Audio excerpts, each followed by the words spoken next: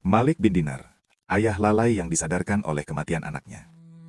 Nama Malik bin Dinar kelak dikenal sebagai ulama besar, ahli ibadah dan simbol zuhud. Ucapannya diikuti para sufi, nasihatnya menggetarkan hati, dan hidupnya dijadikan teladan. Namun sebelum semua itu, Malik bin Dinar bukan siapa-siapa. Bahkan lebih dari itu, ia adalah contoh manusia yang lalai. Pada masa mudanya Malik tenggelam dalam dunia. Riwayat menyebutkan ia terbiasa meminum homer, sibuk dengan kesenangan dan jauh dari zikir. Ia bukan ateis, bukan pembenci agama. Ia hanya menunda taubat. Dan seperti banyak manusia lain, merasa waktu masih panjang. Ia menikah, dan Allah memberinya seorang anak perempuan kecil. Anak itu lembut, ceria, dan sangat mencintai ayahnya. Setiap kali Malik pulang, gadis kecil itu berlari memeluknya, memainkan janggutnya, dan memanggilnya dengan penuh kasih. Tanpa sadar, anak itu menjadi satu-satunya cahaya kecil dalam hati ayah yang gelap. Namun Malik tetap lalai. Ia mencintai anaknya, tetapi tidak mencintai Allah sebagaimana seharusnya.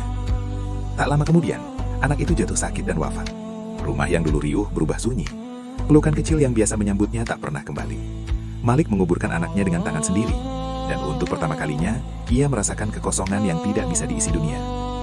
Kesedihan itu tidak langsung mengubahnya.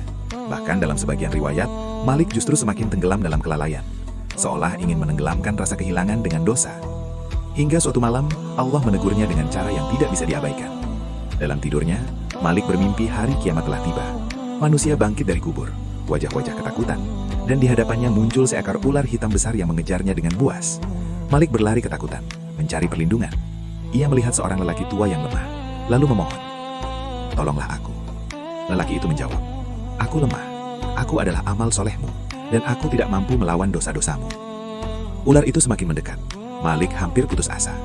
Tiba-tiba ia melihat seorang anak perempuan kecil berdiri di hadapannya. Wajahnya bercahaya.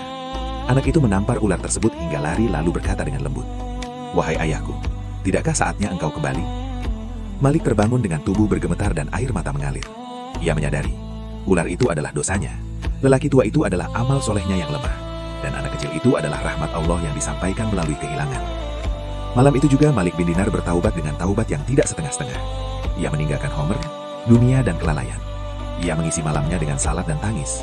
Ia mengisi siangnya dengan ilmu dan ibadah. Kesedihan berubah menjadi jalan pulang.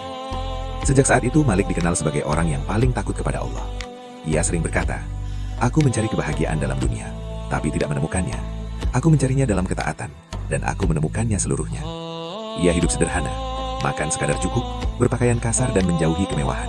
Setiap kali tertawa, ia segera menangis. Takut tawa itu melalaikan hatinya. Zuhudnya bukan karena dunia sedikit, tetapi karena akhirat terasa lebih nyata baginya.